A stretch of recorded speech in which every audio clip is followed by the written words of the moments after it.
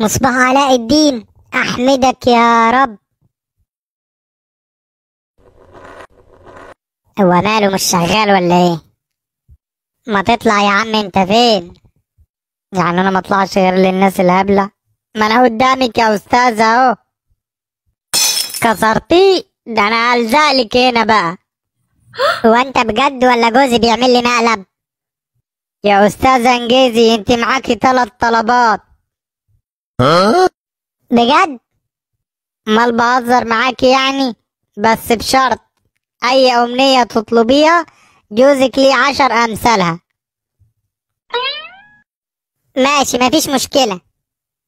اول حاجة عايزة ابقى مليونيرة.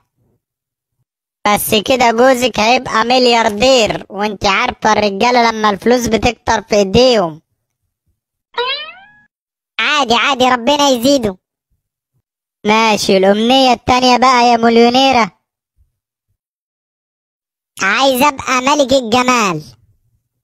بس انت عارفة لو بقيتي ملك الجمال جوزك هيبقى 10 اضعافك، والبنات كتير والفلوس كتير.